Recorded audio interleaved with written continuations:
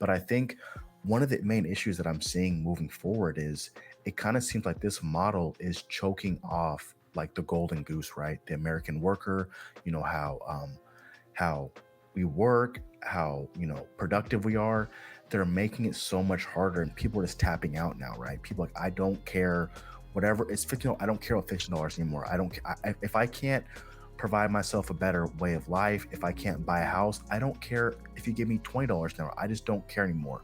And so, this whole method of just like only being beholden to shareholders, it's gonna destroy the country if we don't make sure the people that are actually making the things are taken care of. Okay, so welcome back, and today we have James Lee.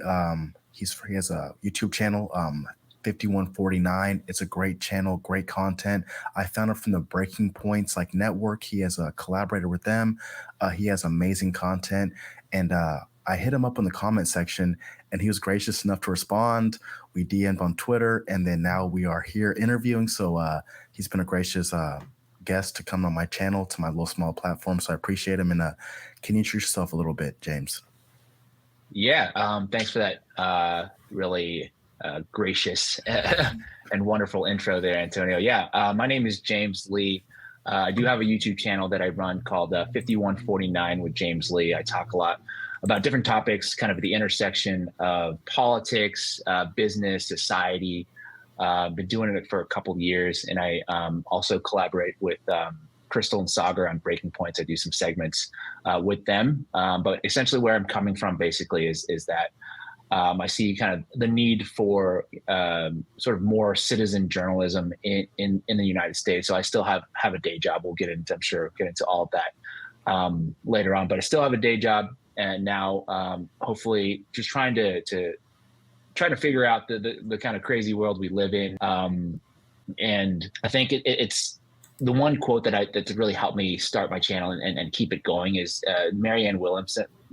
I'm sure all of you maybe have heard of her, presidential candidate. But she said this one thing once that really resonated with me, which is like, every time you speak the truth, you do your little bit to help weaken the lie, something to that effect. And that's always resonated with me. And that's what I try to do week in and week out with my channel. So really excited to have a great conversation with you today, Antonio. Yeah, man. Thank you for coming to the platform. I really appreciate you, like I said before. And I totally agree. I feel like there's like a truth that like I feel like a lot of people do understand fundamentally, whether they can convey that verbally or not. People kind of sense like if things are like going on the right path or the wrong path, whether, whoever's in office, they can kind of sense it, right? And I kind of feel like for the last, I want to say like decade, maybe a little bit longer than that, people have kind of felt like, the system hasn't been working for like the average American person, the working class person.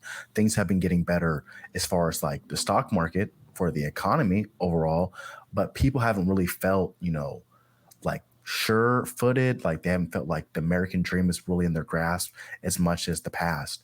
And I remember hearing an interview where it was 2014, and people were asking, like, how are you feeling about the stock? How are you feeling about the economy now? The stock market's, roaring, everything's good now. And they're like, I thought we were still in a recession.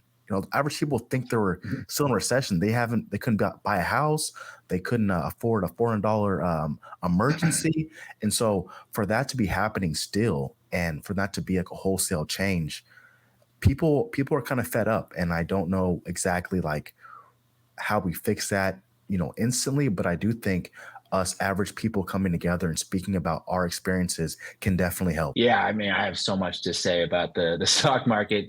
Don't even get me started on that. But I think part of what I do, why I do what I do is, I come from, so I went to business school. I went to school in New York, at NYU for business school. So I'm very well versed or like I know how kind of the corporate world works. And when I first, when I first decided to go to business school, I had this idea that's totally wrong now, but I had this idea that business is something that, you can use to better the world, through business. But I found out how incredibly difficult that is, and how the incentives are designed within that world, and how it's tied into the political arena as well, and how business and politics come together, and it's like so difficult to change. And I think that's one of the reasons why, okay, I have all this knowledge, I think I can, help maybe steer the conversation in a better direction, and at least try to get more information out there for people, to help them kind of try to make sense of what we're experiencing day in, day out. Yeah, I totally agree. So, for a little my background, people on my channel know this, but I'm a carpenter, and so as a carpenter, I'm able to sometimes have an earbud in. I listen to a lot of different podcasts. I'm a little bit different than most of my coworkers. I'm more like tapped into like what's going on politically, what's going on financially. I was investing in the stock market heavily. I know what's going on in politics, and so the more knowledge that I gained by listening to different information or read different books, the more confused I got, because even though I understood things now, like understanding what the Senate parliamentarian does, and understanding like delegates in the election system, I never understood like why that wasn't helping the common man. You know what I mean? So the more I kind of delved into it, I kind of realized like, oh, it's rigged. Like, oh, so when they bring up these things, it's because it's all smoke and mirrors. It's all like, uh, what is it, bread and circus. All this stuff is done for a reason. They're not really trying to help you. They just play lame. Like, there's a reason why when you have when Obama had, 60 votes, he didn't do certain things because certain things are used as cudgels to get votes moving forward. You know what I mean? And the same thing with the Republicans. There's certain things that they have certain items that they want to pass that they never will fully pass because they know that this what gets people riled up. This people gets the people going. So I realize now I think wholesale change is not going to come from politicians. It's going to have to come from the American people, like realizing how much power we actually have, realizing that, if we want a better life, it's got to start with us. It's got to start with our communities. It's got to start with us being more well educated, more well read in this stuff. And it's going to take people, reaching out because we all understand we want a better life for our families. We want to improve America because, I mean, I love this country. And so we can do that by reaching across and talking to our common man, opposed to trying to force them to want to be around us through like political aims. Yeah, I think it's maybe what you're speaking to your point is like not trying to think in terms of like party loyalty or preservation of party, but more so just trying to see how we can all live better lives together. And I think a lot of what's been created out there, whether it be like the media or the political parties, it's really aimed at like trying to divide people. And I think it's I mean, I have this sort of, this is my theory. And then I think it's a lot of people's theories that are out there is like everything is kind of designed to divide because it's a lot easier to control a divided population versus like one that's more in unison. So if you find solidarity with your fellow neighbors, it's much harder to then convince them to go against them versus now it's like, oh, it's if you watch a lot of the mainstream news like Fox or CNN or those type of things, it's like it's not the people in powers are doing something. It's like they're teaching them to kind of be wary of your neighbors, right? It's like, hey, these people are bad people, like we can't associate with these people, versus like, hey, I think we have a lot more in common. Let's try to figure out where those things are. And for me as like a carpenter, like we do a lot of hard work, right? So I have people in my crews that are Trump supporters, like diehard Biden supporters. But when you're really getting down to it and like, your life's on the line, right? Where if you make a mistake, you could hurt somebody. So you have to really, really dialed in. You have to have a tight community. You have to actually care about each other. We don't care about party politics. And I think that's the average person. If you really get down to it, to the root of it, people just want a better life and they want to help each other more than they care about the political aims. But I kind of feel like because people feel like the economy and the stock market is kind of rigged against them, all they have is, the culture war. All they have is like the political realm to kind of, exert their power because they feel like powerless when it comes to like your boss telling what to do, like how much a raise you're going to get, how much the stock market's going to return on your retirement. Like all these things, you don't really have that much power in it, but you can, get mad at your neighbor because he doesn't agree with you on your political things. So I think as a working class person, that is a union carpenter, you could definitely see like when you definitely work hard and you're like around each other, we have so much more in common than we do differences. Yeah, no, even coming from, I coming from a white collar Mhm. background, I think I oftentimes, so I work a lot in spreadsheets. Basically, that's what if you, I'm Yeah. like, that's the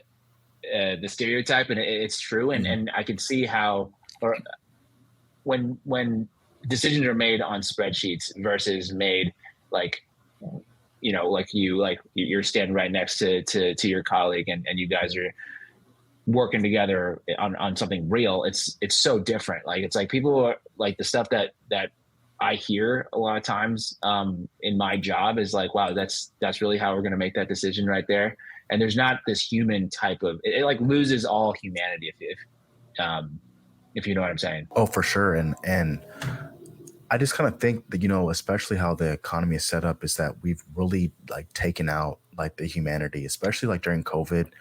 Like, everybody was like locked in. That was like, the professional managerial class.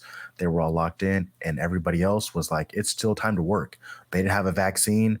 We had no PPE. We had no mask. And it was like, hey, just try to stay away from each other, and we're risking our lives. And then after it was all said and done, like people really didn't care. People will faint, like, you guys are fighting the hard fight and we really care about you. But then one political, deviation, now you're monsters. And so it's, to me, it's just so it's weird how people can dehumanize each other, especially if you don't have like that contact. And so I definitely see it more like as we get more online, as we get more like working from home, a lot of people are not really, seeing the humanity in each other because we don't really have a common like through line that keeps us more well grounded. You know what I mean? While saying, working with people, like when you see them on an everyday basis and you have like, those different bonds, sometimes you say, well, listen, it might not make as much financial sense to keep this guy, but his morale keeps the crew going and he's a hard Mm-hmm. worker. So I'm going to keep him, even though I might not make as much profit. You know what I mean? But it's going to pay dividends down the line because if I fire him and I hire a new guy, I might make a short term gain, but I have to train him up now. There's other costs going to come to effect. Like he's not going to know the culture. He's going to take a little bit longer to readjust. And so it's going to cost more later on. And, you're breaking up the family. So I think sometimes when people are they more humanize the people they work with, they humanize the process, then they can see the benefits if it's not just so like short term, like just the right now.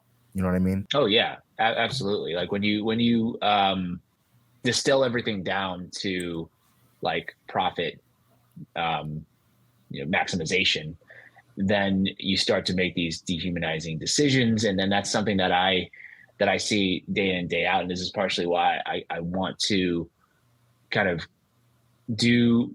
I want to explain, what actually goes on behind the scenes. So when like you see a press release saying what they actually are is obfuscating for something that's actually happening behind the scenes, right? So if they say something like there's a headline, it's like, oh, on average we pay somebody, we or like if you see like Starbucks come and say, hey, no, we pay our people great. They have great benefits. They get paid on average $15 and yada yada. Then when you go look behind the scenes and you say, oh, okay, if you go read, their financial disclosures, they say, it's all out there. It's all public because it's a public company. So they'll say, hey, unionization is a big risk for our business. We can't risk having our workers unionize. It's going to drive down profit. And we actually, don't pay people $15. It's like just that's, I don't know if that's about Starbucks specifically, but it's like they'll come out with metrics that are favorable to them in terms of how they measure it. But if you look, there's people getting underpaid or there's wage theft, they're not getting paid for certain hours. I've talked about that on my channel a little bit. So there's a lot of, ultimately like a company can only, or a public company at the very least, can only exist to serve the shareholders, at least in today's environment. There's no other option, even though if they would like to take a different option. If you look at Twitter, right? It's like Twitter didn't want to sell to Elon Musk, but they had to. They're like, oh, well, he's offering us the highest price. I don't know what's going on with that right now. Yeah. He seems to be backing out, but he's like, we don't want him to buy it, but he has to because we need to serve our shareholders, and this is the highest price that we need to sell it at. So that's the kind of stuff that we're dealing with. Yeah, and I think like the average person doesn't understand like what goes on with like stock buybacks, what goes on with like just the shareholder capital that like everybody like the all the profits need to go to the shareholder. The shareholders need to be rewarded with everything else. And there's like the incentives that the CEOs get for the stock price going up. And so therefore they're going to cut back on the profits because they need to make sure that the shareholders are being taken care of. But I think one of the main issues that I'm seeing moving forward is it kind of seems like this model is choking off like the golden goose, right? The American worker, how we work, how productive we are. They're making it so much harder, and people are just tapping out now, right? People are like, I don't care, whatever it's 15. I don't care about $15 anymore. I don't. If I can't provide myself a better way of life, if I can't buy a house, I don't care if you give me $20 an hour. I just don't care anymore. And so, this whole method of just like only being beholden to shareholders, it's gonna destroy the country if we don't make sure the people that are actually making the things are taken care of. And like I said, it seems like it's just so short sighted. It's just, hey, if the ship is sinking, let's just rob everything right now and we'll just leave somewhere else. That's the vibes that I'm getting from a lot of the politicians, a lot of the wealthy people in America. It's like, well, let's hedge our bets. Let's be in bed with China too. Let's be in bed with the other countries. So if things do go south, we already have allegiances, so we can just jump over there, or we can go to Sweden and we're fine. Whatever happens in America, if it falls apart, goes into flames, we don't care. But I kind of think like, the American people, they care. We got to live here. We can't run away somewhere else. We don't have any super yachts or underground silos we can, escape to. So I think if the American people understood exactly what's going on, I mean, even looking at the formula stuff that's going on, you know, um, the manufacturer, they could have spent that $6 billion on actually cleaning the facilities, but instead they want to do stock buybacks, and then they'll cry about it later on. Like, well, we didn't know how this could happen, how two infants could die. We didn't know. It's like you did understand what was going on. You just chose to make a choice to give money to juice your stock instead of actually doing the right thing. And I think that's a huge part of it. And the more that we understand as like workers, as common people, we can get a better grasp of how we can fix these things, how we can demand more of the companies and the politicians. That's something that is, to your point, calculated. It's a choice that somebody in there has made once again on a spreadsheet. Someone said, okay, we're going to take a calculated risk. Like we have, this percentage chance of this, problem happening in our manufacturing facility. So we don't think that's going to happen. We're just going to, even if it does happen, it's going to cost us X amount. And like, okay, we rather use the money, to like on stock buybacks or whatever they I don't know the specific instance, but it's all financially driven. There's no humanity. Did you ever hear the story about, I think it was like Ford, and they had like a model, I don't know if it was Explorers, and they were prone to like tip and like, listen, Mm-hmm. we could do a recall and that would Yeah. cost us, X amount of money, or we could just choose to pay the the damages of people who died. And they're like, well, let's pay damage to people who died. It's this amount less, it's worth it overall. And it's like, Yeah. you understand there's more things than just the bottom line. You got to also think of how the public views you, how the American people view you. There's more than just like the shareholders. And I don't know if the current system needs to be totally revamped. I don't even know how you revamp it, because so many things are so intertwined now. Like, your grandmother's retirement, your retirement is invested in the stock market. So if there's a decoupling, then people might starve. And, it just seems like they're so big.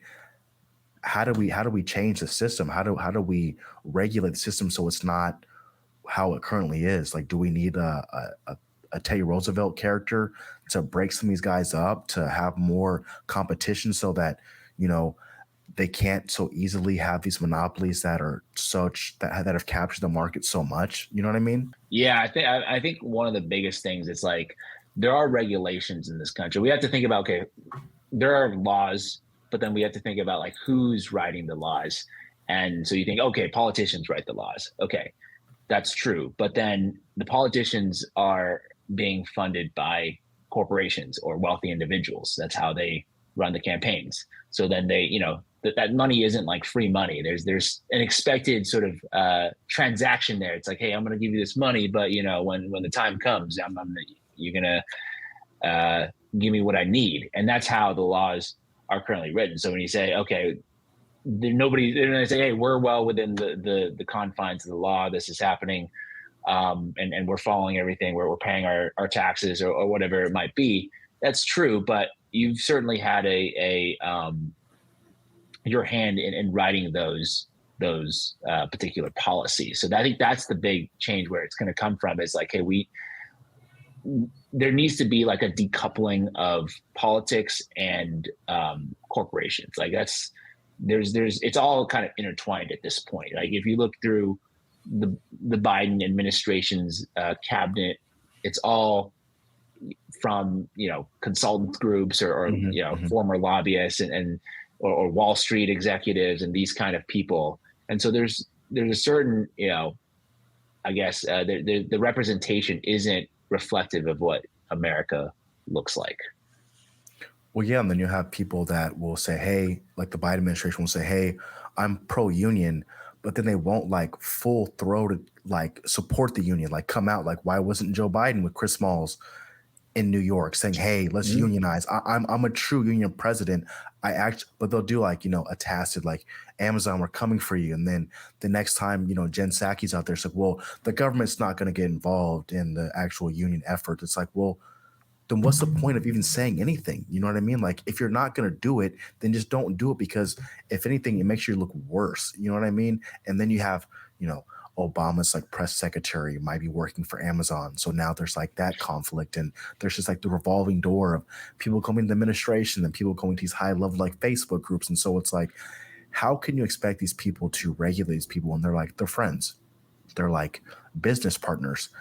These are their golden parachutes. When they leave politics, they're going to become a consultant or a lobbyist. Yeah. I think there's got to be some kind of way to like fortify that. Like if you are a politician, you are a public servant, you're pretty much saying, hey, I'm doing this for the good of the people, the American people. I'm not doing this to enrich myself. You should say, hey, you're not allowed to just go into the private sector right after you being in politics. I think that's wrong. The same way that, when you have generals that, are in the military, they shouldn't be able to go straight to Raytheon. You know what I mean? Like there should be at least some kind of cooling off period. So at least it looks somewhat honest. You know what I mean? I 100% agree. And I think that has to come from, so that's one side. I think the change has to come from public pressure, right? It's like, there needs to be a certain demand for something to make it happen. So it's got to be like the number one issue, right? It's if we get, I think that the goal of, I think the media is complicit in this. I think the politicians know that they're doing this on purpose, is to like, okay, let's try to divide people into like different tribes. And then so we can have there's like more, let's try to divert their attention to this thing and that thing. Maybe we're talking, 1 week, we're going to talk about, replacement theory. We're going to talk about, what was the other thing? It's like critical race theory, which are all important things. I agree. Those are all like important things to talk about. But I think they try to inject as much of that into the discourse as possible to then confuse people and voting. And it's like, hey, you got to vote for this because of X reason. But then it's like, okay, they're not really there for fighting for anything. To your point, you're like, oh, I'm pro-union, but then I'm also taking a ton of money from Wall Street. So then you can't really be pro-union and take from Wall Street. It just doesn't really work.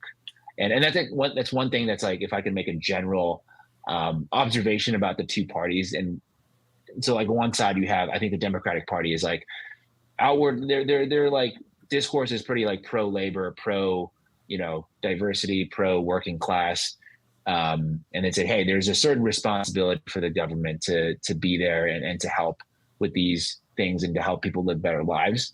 Yet they're taking a lot of money. So it's like, they can't do it. And so that creates this like, hey, what's going on here? And then the Republican Party, what they do is like they're pretty much outwardly all, you know, we care about people, but like it's up to people's responsibility. So it's like Mhm. if you're poor, then it's kind of your fault that you're poor. And then, we're trying to create a free market. They're always talking about free market, free speech, and everything like that. Mhm. And everything is free, but it's really not free because they're also taking money from the same people. So it's like they're also rigging the game, except their thing is easier to explain. I think it's easier. I'm curious to hear your thoughts, but I think the Republican message is easier to explain. Like, hey, you're poor because it's your fault that you're poor and you're lazy or you're not doing the right stuff, versus Democrats is like, oh yes, we need to help people and we need to create better programs and jobs and help unions and fight back against corporate corruption. But then we're also taking money and so then we can't actually pass anything. So I think that's like the choices that we're offered currently. Yeah. I definitely agree with you when it comes to like the Republican Party. I think their whole ethos is like, we're not here to save you. You have to save yourself. Only thing we're gonna do is just try to make it a little bit easier for you as far as like getting government out the way. We'll try to cut taxes for the wealthy, and hopefully that comes down to you guys. Hopefully they'll be gracious enough to give you some money. We're not going to make them. We're not going to stop them from doing stock buybacks. We're not going to stop them from rigging the market. But overall, when the wealthy do good, you guys will do good also, hopefully.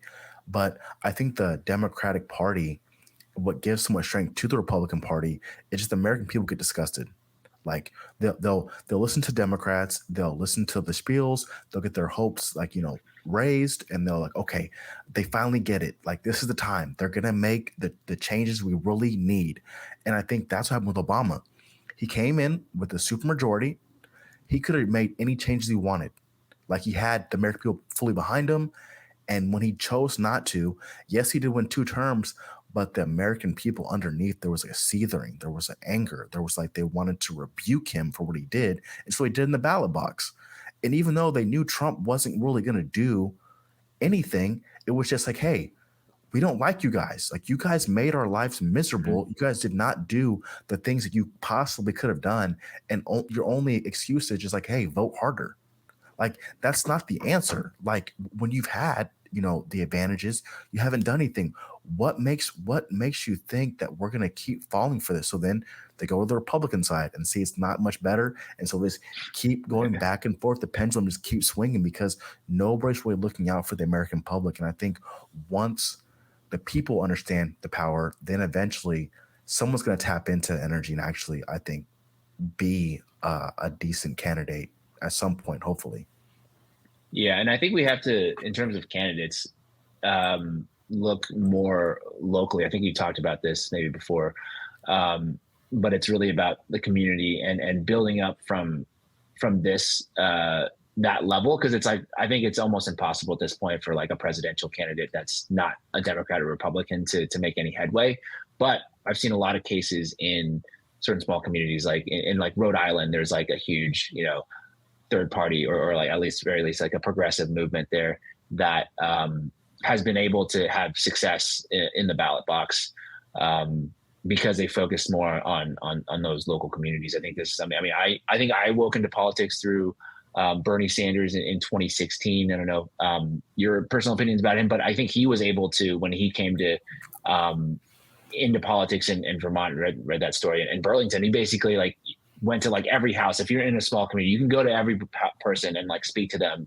And he was able to oust both the Democrats and the Republicans. There's a crazy story that both of those parties had a candidate that was going against Bernie, and he was still able to win just because he spoke and did things that were that he believed in, and he didn't have that necessarily that tie to certain donors or different interests that were not of the people. And I totally agree. And I think that's something, honestly, even that unions can do a better job too. Like I'm in a union, and I know my whole life, like the unions have been around, but I've never had any connection to them, right? Like I just by happenstance, like had a friend who was in the union, and he told me what he was doing. And like, I was like, whoa, that's how all these guys have these big trucks, these big houses with no college degrees. That's how they're doing it. I think it's going to take the unions being way more visible and being way more active in their communities. Like they have to give back. They have to ingrain themselves and ingratiate themselves in the communities, let them know like these are the benefits that you guys are going to receive. And it's not just monetary. It's like the communal aspect of like coming together, us caring about each other. You don't have to be a full blown like socialist, like communism. Everybody's like Yeah. gets everything equally, but it's just us looking out for each other, knowing that like no one's gonna save us. Having like a more nuanced, not a Republican like no one's gonna save you, you only have yourself, but more like the government's not gonna save us. Let's look out for each other. You know what I mean? And let's be like more charitable. Let's like when somebody's having a hardship, they don't have to depend on like the a GoFundMe. Like we all can come together and help each other as a community. And I think when we see more of that going on, I think we'll have more trust in each other. That there won't be small divisive issues that can like break uh, our relationships and our bonds so easily anymore. You know what I mean? Because we've been in the trenches together. We've had barbecues, we've had birthday parties, we've had block parties, we've created experiences together that's not so easily broken by one political disagreement. And I think by doing that more often, especially the unions, like even in Bessemer, Alabama, when the Amazon union guys came, like the bigger corporations, like the bigger big union came down there, those people had never met any union workers. They didn't know what the union does. And, they kind of felt like, hey, you guys are from somewhere else. You don't know what's going on here. I don't know if you can really speak for us. And so that's why with Chris Smalls, when they won their union effort, I think it was better when it was smaller because it was actually something that they created. He knew what they needed. Like he worked for those people. He had those bonds. And I think that's going to be a big part of it too, is when we have unions being more like nimble and able to respond to the needs of that community because they come from that community. I don't necessarily think sometimes bigger is always better, especially if you're not tapped in and people don't trust you. Because if you start coming down, you're like all the rhetoric, like, hey, I'm pro like minorities, I'm pro diversity. It's like, hey, hold on. I'm for all that too, but that's not even number 10 on my list of things that I want to help improve my community. Let's focus on like healthcare, wages. Like, what are you gonna do if there's a strike? Like, how are you gonna improve my life? Like all these other like, the rhetorical things, those are cool, but I want to figure out how are you gonna improve my life? And if those aren't the main things you're pushing first, I'm gonna be very hesitant to listen to you. So I think that's gonna be really important for unions moving forward to really condense their talking points of how they're going to change people's lives and have it be more grassroots. I definitely enjoy how the Starbucks efforts are going too. Yeah, I'm curious, actually, Antonio, because I don't have any experience personally with unions, and you do. I'm curious to hear, like, I know that there's a lot of anti-union propaganda out there. Mhm. Most of it's probably not true. Some of it's maybe there's like warrant for it. But I'm curious to like, what's your personal experience with unions? Like, do you see like the good and the bad? Like, is there like the corruption that people speak about, Oh or yeah. nefarious situations happening with people like enriching themselves or whatever, that the union bosses, like especially the big unions, right? You're talking about like the Teamsters or something, Mhm. the famous large ones, where historically there's been like corrupt union bosses and things like that. Do you have experience with that, or like your thoughts on that? I think with anything that gets big enough, you're gonna have people that want to get their hand in the cookie jar. You know what I mean? I don't think anybody's immune to corruption. I'm not going to lie to you and say the unions are perfect because they're not, right? When you start having like multi-billion dollars worth of money, in one fund, people are going to start, their hands are going to get hot and they're going to want to get a piece. They're going to want to taste. But I do think overall unions are a way better benefit than you know, the inverse, you know what I mean, of having no Yep. unions, having no power. So obviously human nature, some people are going to be corrupt. Are unions perfect? No. I mean, do they focus on things that I don't really care about sometimes? Yeah. But am our wages way better than they would be non-union? Of course. Is my health care better? Is my retirement better? Of course. Do I feel like I have a voice? Yeah. Can I attend every meeting and they're transparent, even when there is corruption issues, even when there are things that come up that aren't ideal? Of course. And so I think that's important, that I don't want to be more like critical to my union than I would be to like the adverse. Like, what's going on the other side? Is Uber Eats good? Is it good to be a contractor where you're making less than minimum wage? You know what I'm saying? Like, is that good? Do I want to work at Walmart where I'm working a full-time job and I still got to get food stamps? Do you want to compare those together to each other? Like, let's be honest, like what's really gonna benefit workers overall? You know what I mean? I'm not gonna blame my whole union on a couple instances of corruption, because I mean, look at it. Our politicians are corrupt. Nancy Pelosi with the stock Yeah. market, with the trade she makes.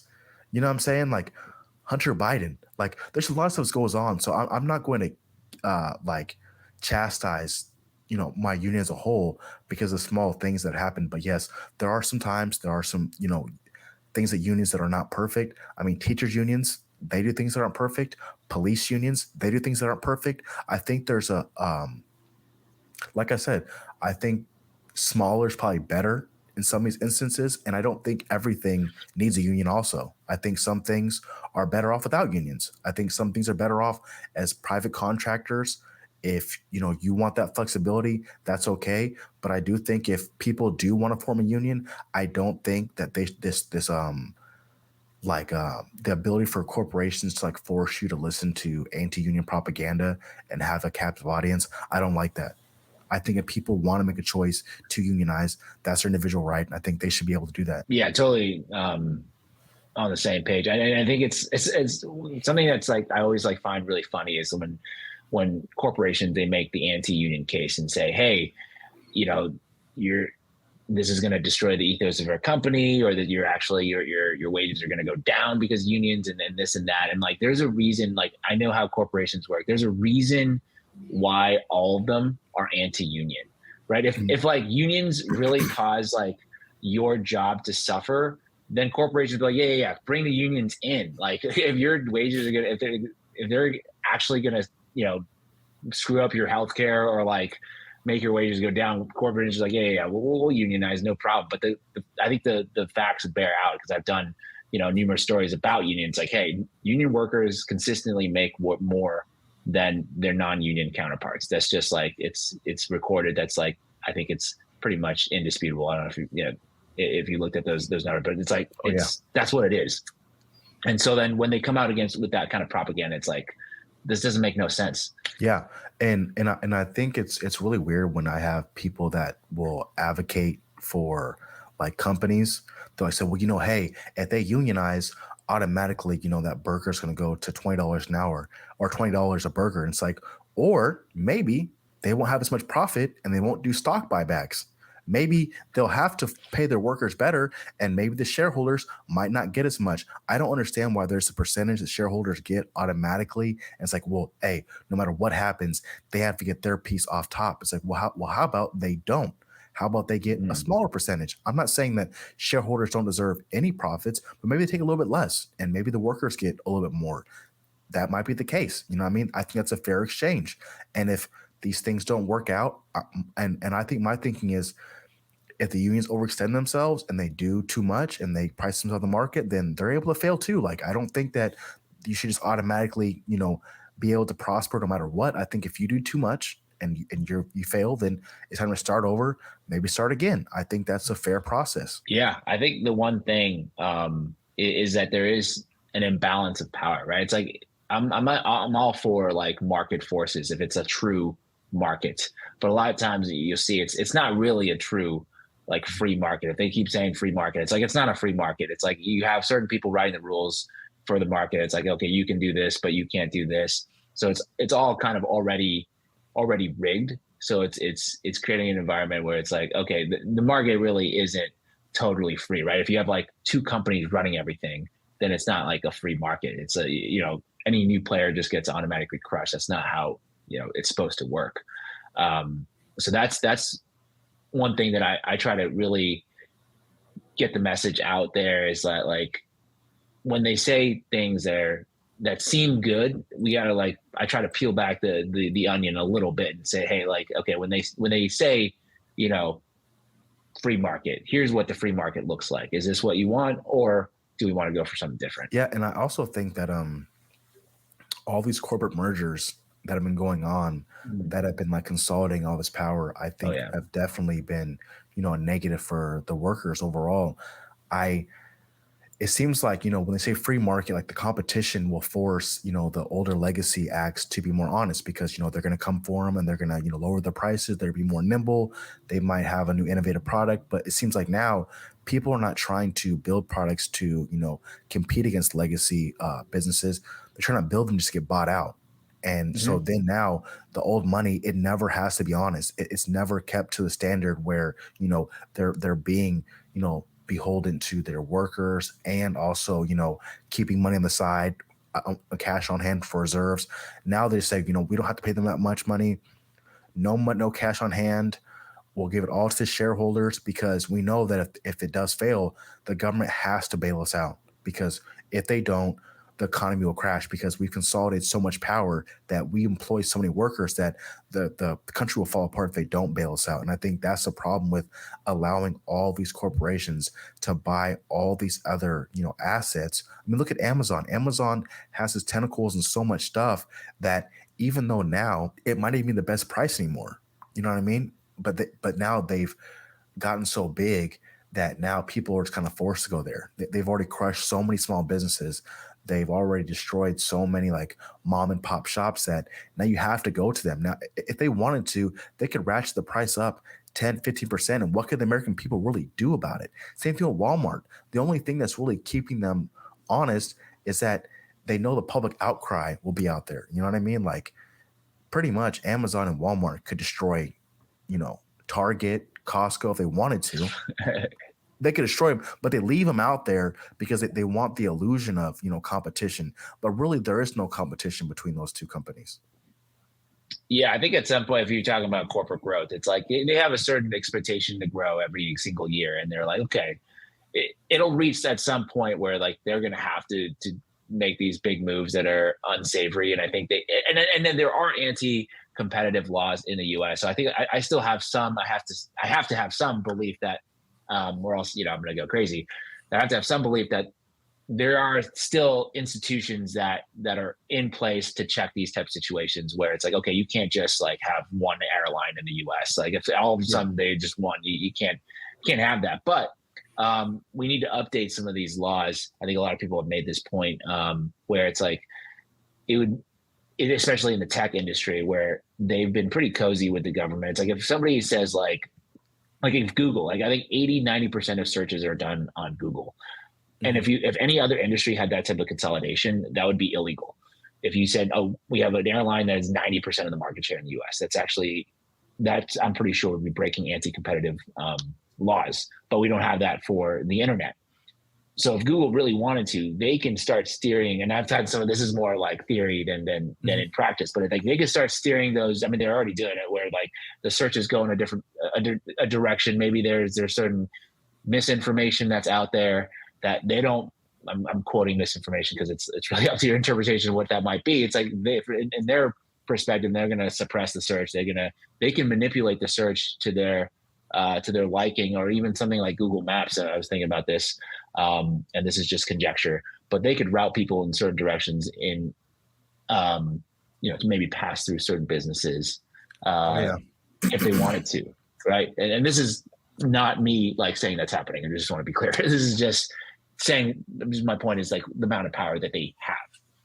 Yeah, and I mean, that they honestly could, sway an election. I was listening to a Joe Rogan podcast, Mm. and they're talking about, Mark Zuckerberg could have sent a notification to every person that's Democrat leaning, say, "Hey, go out and vote," and that could sway an election in so many different places.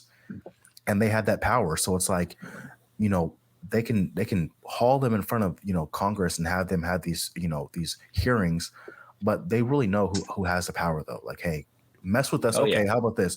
Go ahead and try to mess with us, and then we'll just get you out of office. Like, go ahead. You know what I mean? And they have that power right now to do that, which is pretty insane. It's the same way, like, you look at what's going on with like Saudi Arabia and the oil prices. The crown prince refuses to ramp up production because he wants to make the Democrats suffer. And that could be done with the tech industry. They could say, okay, if Democrats want to be toxic to us, We'll be toxic to them. We'll make sure they lose in the midterms. We'll make sure they lose the presidency because we can do that. We won't put notifications out to vote. We'll put notifications out to vote for the Republicans. We'll put more ads that are pro-Republican up in the search results, and they can do that. And I think that is a very, very scary thought when, if you talk about democracy, when they had that much power. It's like, Yeah, yeah, absolutely. And I think it's like they don't really mind who wins. If I did a piece on like Nike, this is a couple years back, but I'm looking at the data on Open Secrets, and they basically have donated almost equal to Republicans and Democrats, because to them it's not about like politics. It's not about like the party and who wins. It's about who can write the legislation for me that would be most favorable to my business. And then I think that's like, to me, that's like, I don't know, I'd be curious to hear your opinion, but that's like the number one problem for me, is that like corporations are always going to be profit seeking. That's like kind of why they're created. But the government is supposed to be there to act as a check and to protect citizens. But if you have corporations and the government basically as one entity now, who's going to be there to, serve as a watchdog, or as somebody, or as an institution to stand up for, the regular, working class folks that are out there, or just the people who aren't in power, right? I mean, that's to me like one of the biggest things. Like, hey, we got to solve that. If we don't solve that, then anything else is more or less kind of just tinkering around the edges. I think that's supposed to be the media's job, right? Like the fourth estate, they're supposed to be the persons that are the watchdogs. They're supposed to have a adversarial relationship with the politicians. They're supposed to not cozy up to them. But I think the process where they have to have relationships to get scoops, relationships to get information, so that they get the first drop on a news story. I'm trying to think of the word I'm looking for when it comes to like the relationship between the media and politicians, but they're way too cozy. And I think that makes it hard for the American people to really know what's going on, because again, I'm a carpenter, I'm a working class person, and I have to listen to like 8 hours of information like a day to even be slightly abreast of what's going on. And so imagine the average person who's not tapped in like that. They trust, Tucker Carlson when he says, these people are corrupt and you got to vote for my people. And then, Rachel Maddow will say the same thing on her side, vote for Democrats no matter what. And then people don't know what to believe because they don't have the time to go and look at all the bills. I mean, these congressmen and senators, they're passing legislation, a 5,000-page bill, and they haven't even read it. Like, hey, we're going to sign this bill in an hour and a half. You guys know you haven't read it. You guys know you haven't read what's going on inside this, but they don't even know. So it's really hard when the media is not keeping the politicians honest and they're not doing the due diligence where we can trust them.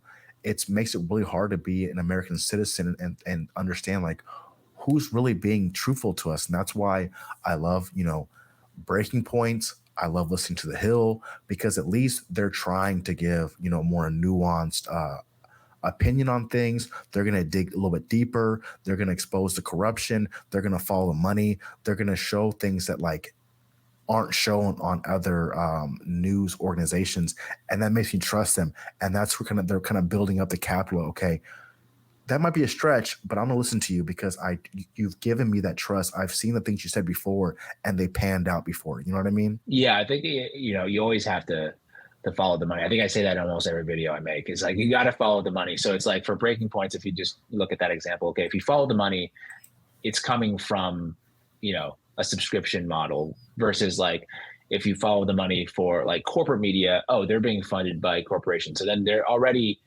even if they want to do good work, because like from my experience, even working in corporate America, like most people want to do good. They don't want to like hurt other people, and they don't want to do evil things. It's not really like normal human nature, I don't think.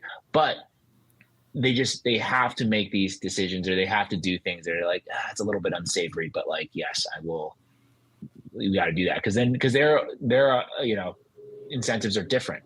So then that's really how what we have to really keep in mind when you look at a news outlet. It's like, okay, who funds them, and why do they even exist? I mean, and that's the same for like independent creators too. It's like, okay, is this person actually independent? Are they who's funding them? Because I think there's a lot of like people that it's like, okay, I'm here because I want to grow and I want to make a ton of money. It's like, or there's that's the hard part about today's ecosystem is like in one way I think I like it a lot better because like somebody like me can go on and somebody like you can go on and speak our truth, so to speak, and we couldn't do that like 30 years ago, and it was there's like 5 news outlets or whatever, and so then today is good. But then we also have a proliferation of people who are saying stuff. Then we have to like come up with we have to judge, okay, is this person out there doing the right thing, or are there other things happening? I think that's really a challenge even for myself. Like when I'm like so deep in this, I imagine like a person who's like working and has to work like 12 to 16 hours a day. They don't have time to like sift through all this. They just okay, I'll read like 1 or 2 headlines from time to time, and that's gonna be like that's my information. So that's really tough. So I sympathize with a lot of people. It's like I just don't have time for this. Yeah, the phrase I was looking for was access journalism. Access journal. There you go. And so with you've seen situations like they knew about Jeffrey Epstein earlier on, but they wanted access to the royal family, so they kind of let it go, and then people got hurt because of profit. And so when people like the system works well when everybody's being honest actors, like the Supreme Court keeps the executive branch and the legislature honest, and the president keeps everybody in check. That's why we have all these different levers of power. But then the media's job is to be the oversight over all of them, because sometimes when there's too much like concentration of power on one end, whether it be the Democrats or Republicans or big money involved in things, the media has to be able to call that out and show the American people, like, listen, I'm just going to show you every senator when they came in office, how much money they had and how much money they're worth now. And I'm looking at their salary and then show you exactly, okay, now you tell me if that's corruption or not. I don't care what the law says or whatever laws they made. You tell me if that makes you feel good. Like, are they being public servants or not? Yeah. Like, how do you feel about when a president leaves office, he signs a whole bunch of these deals with different networks, and now he's almost a multi-millionaire, a multi-billionaire now? Does that make you feel good? Was that really something a public servant would do? Of course not. So I think the media has to be more honest and people will reward the honesty. I think there's this scarcity mindset when it comes to media. They feel like if I don't pander to my base full-heartedly, then they're going to leave me and I'm not going to have anything. But if Joe Rogan doesn't show you that you can be, nuanced, sometimes you can upset your audience, but if you're like a good faith actor, they'll respect you and they'll stay with you. And I think sometimes as long as you're being authentic and honest, people will trust you. Now, I think that's why CNN's having so much trouble right now, because people don't trust them, and they're usually just there on in the background. Like, they don't care about any of the anchors. They're kind of, I know what they're going to say for each, topic, what their points are. Democrats good all the way down, Republicans evil all the way down. And so it's like, I don't really need to hear your conversation. I don't need to hear any of your talking points. I already know what you're going to say. Same thing with MSNBC, same thing with Fox. But when you have a person saying, you know what, I usually go Democrat, Democrat, Democrat, but guess what? I'm also pro-gun. People say, hey, hold on. This person has a more nuanced stance on things. He actually thinks about these things. I can trust him a little bit more. The media can do that. The media can have a more nuanced view. They don't have to be captured by one side or the other. The people will reward them. They have to just do it consistently. You can't change the way things have been going on instantly. But I do think at breaking points, if The Hill, if these other channels haven't shown us anything, it's that if you are authentic, if you are consistent, you can make a big impact, and people will reward you with Substacks, Glenn Greenwald, Matt Taibbi. I trust Matt Taibbi more than probably anybody else because I've heard him have conversations. I listened to him talking podcasts. I've read some of his articles, and it just feels more real. And people can do that. Or you take the easy route and just mudsling, and then now you're just an interchangeable face that no one really cares about. You know what I mean? Absolutely. I mean, yeah, that's the I think that's the challenge. I think in the whole game is like, is there enough? I think that's one of the videos I made about breaking points. Is like, hey, I think this proves to be like a model where if you desire to want to be in journalism or in media, like the pinnacle of your career isn't an anchor job at like CBS or NBC or some legacy news outlet. It's like you can be like very influential on your own platform that you've created yourself with your audience that you've cultivated. You don't need to go to that corporate route. And I think that's something that, really inspired me is that like, oh, because I was like, I have no desire to work at any of those companies, but this is like another path is like, you can actually do this on your own. And it's like, and the prestige factor is like, hey, I'll people, I think over time, maybe this takes time. It's like in the past, like, speaking of like the 60s or something, like Walter Cronkite, it would be like, okay, that's a well-respected guy, but some guy who's just, maybe broadcasting out of his basement on some sort of antenna is not going to be, he's thought of as like sort of an outcast. But I think today you kind of see that shifting where, somebody like yourself, if you keep at it long enough and you keep doing the right things and doing things that are true to you, can build that platform, and the prestige is just as much or even greater than versus like you can probably go on, if you wanted to, you could go on some kind of Republican conservative show and you just say whatever they want to say and you'll have like 1 million followers within a year.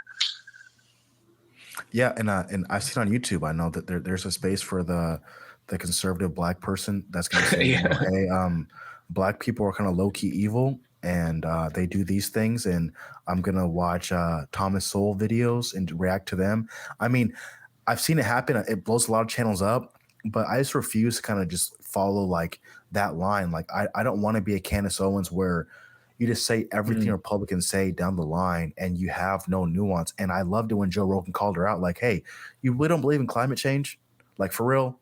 Like you really believe every single thing Republicans believe? You don't have any separate ideas that might go Mhm. against that. You know what I mean? Like, let's be honest. And then I think that's true. And I think when you are more authentic, I think you might have a better impact on people's lives too. Like that's why I have a Discord channel too. It's not just about the YouTube channel. Obviously, it would be cool to make some money on it, of course. But I think also like to impact other people's lives. I want to be a person that I needed when I was younger and I didn't have. I think if I can just help a couple people out, I think that it's all worth it. You know what I mean? And I think if people started, going back to the community aspect, if people started thinking more on a smaller scale of changing the things that they could change, I think we could have a way bigger impact and improve America way more that way than just voting really hard and pulling that lever down really angrily. You know what I mean? I think so. I think it's a harder path, right? I think the things that are like the right things to do are oftentimes like the harder path, and like I think it takes. I don't know about your current like life situation, but I think there's a certain privilege that I have to be able to do the YouTube channel because a lot of people can't do it, not only because they don't have time to do it, but also they are maybe fearful that they're going to lose their job. And I basically, when I started, I was like, hey, if I lose my job, if my employer ever finds out that I'm saying this stuff and they decide to fire me, I'm okay with that. And that's like, I think a certain, like I said, I guess a certain privilege that I have been able to do. I think some people, because I don't have any kids, I don't necessarily have any like responsibilities like that, but a lot of people can't do that.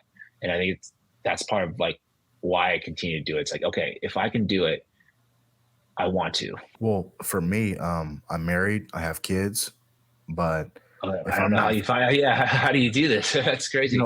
it's really difficult. I have to try to Yeah. film a lot on like a Saturday and then like edit it. All the hours I put into it. But I feel like if I'm not gonna fight for my kids now, then who's gonna do it? You know what I mean? Like I want to have a better life Mm. for them. So if I can't do that, then who's gonna do it? You know what I mean? And again, because I've overcome, past like struggles, I had a better life now. There you go. Yeah, so just going back to what I was saying, yeah, if I can help anybody improve their lives, if my story can, make any changes, hey, I have 3 kids. I work 40 hours a week plus. My wife works a full time job.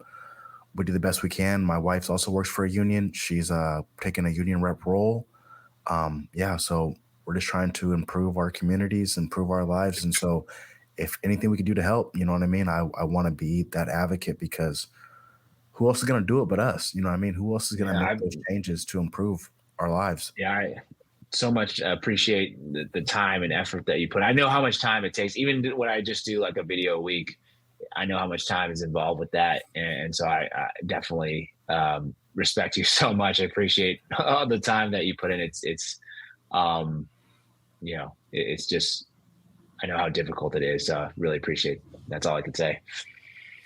Well, thank you again. I appreciate you. This was a great interview.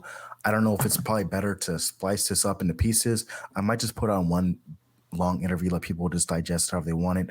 Yeah. Again, I really appreciate you coming onto my platform. I only have 200 subscribers, so it was a Hey, blessing. I I'm was truly there. I was grateful. there. So, um, so I have a question for you. Like when you first yeah. started off, did you have a lot of growth in the beginning? Like when you first started, were you only getting a couple of views? Like how did it work for you when you first started out? I mean, I started out with like no subscribers, and then I got like, you know, 15 of my friends are like, "Hey, you guys all need to subscribe to this channel," and so then that's how I started off. And I mean, nobody was really watching the videos, and so then I would post them on Reddit. That's where I first started trying to do some sort of advertising for my channels. I would post it in different subreddits, and that would get 20, 30, 50 views, something like that.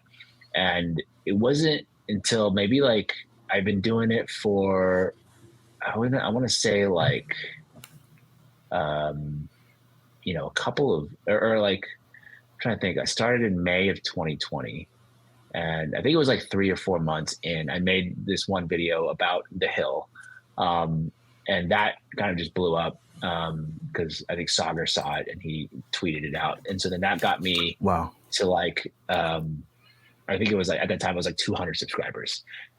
And I was like, okay, because that was always my goal when I first started. I was like, if I can get 100 people to subscribe to this, that's like pretty good.